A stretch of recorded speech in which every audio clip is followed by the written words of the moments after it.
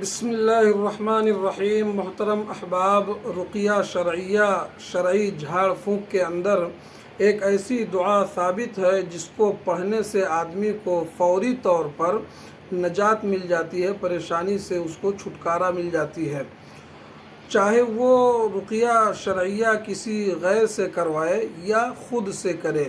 لیکن اگر وہ کسی دوسرے سے رقیہ شرعیہ کروا رہا ہے، دعا کروا رہا ہے، جھاڑ پھونک کروا رہا ہے، تو رقیہ شرعیہ جھاڑ پھونک کرنے والے کے لیے ضروری ہے کہ اولاً تو وہ شریعت کا پابند ہو، نماز روزے کی پابندی کرتا ہو، سنن نوافل کی پابندی کرتا ہو، نیک ہو، صالح ہو، ڈھونگی نہ ہو، تو دوسرے سے بھی رقیہ شرعیہ کروایا جا سکتا ہے۔ البتہ اگر آدمی اپنے اوپر خود سے رقیہ شرعیہ کرتا ہے، خود سے دعا کرتا ہے، تو انتہائی سعادت کی بات ہے اور یہ عین عبادت ہے، اور مریض کی دعا ویسے بھی اللہ تبارک و تعالی قبول کرتا ہے۔ لہذا مریض کو چاہیے کہ اولاً وہ خود سے رقیہ شرعیہ کرے، خود سے دعا پڑھ کے اپنے جسم کے اوپر پھونکے، یا جسم کے کسی حصے میں درد ہے تو وہاں پر داہنا ہاتھ رکھ کر کے دم کرے، اس سے تکلیف سے جلد نجات ملے گی اور درجات بھی بلند ہوں گے اور دعائیں بھی قبول ہوں گی۔ تو رقیہ شرعیہ آدمی خود کر سکتا ہے۔ تو وہ دعا کون سی ہے جس سے آدمی کو فوری طور پر راحت مل جاتی ہے؟ صحیح مسلم کی ایک روایت ہے، سیدنا عثمان بن ابی العاص رضی اللہ تعالی عنہ نے نبی کریم صلی اللہ علیہ وسلم سے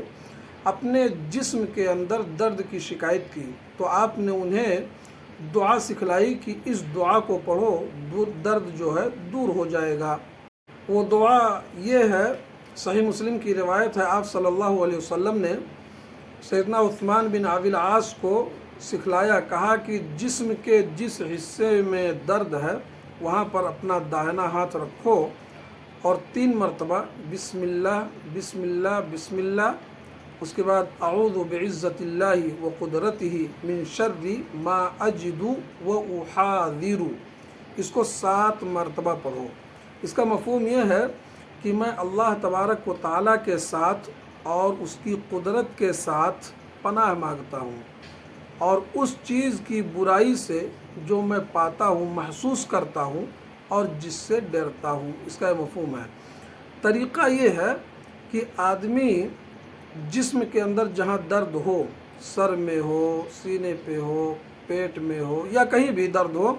وہاں اپنا داہنا ہاتھ رکھے، 3 مرتبہ بسم اللہ بسم اللہ بسم اللہ کرے، اس کے بعد جو ہے اس دعا کو 7 مرتبہ پڑھے۔ انشاءاللہ حدیث رسول پر ایمان رکھتے ہوئے، ایمان کی پختگی کے ساتھ اگر آدمی اس دعا کو پڑھتا ہے تو فوراً اس بیماری سے اس کو جو ہے نجات مل جائے گی، فوری طور پر اس سے وہ راحت محسوس کرے گا، درد جو ہے ختم ہو جائے گا۔ سیدنا عثمان رضی اللہ تعالیٰ عنہ فرماتے ہیں کہ میں نے اسی طرح سے کیا تو اللہ تبارک و تعالیٰ نے میری تکلیف کو دور کر دیا۔ تو اس سے پتہ چلتا ہے کہ آدمی خود سے رقیہ شرعیہ کر سکتا ہے، خود سے دم کر سکتا ہے، خود سے دعا کر سکتا ہے، دوسروں کے پاس بھی دعا کروانے کے لیے جا سکتا ہے، بشرطے کہ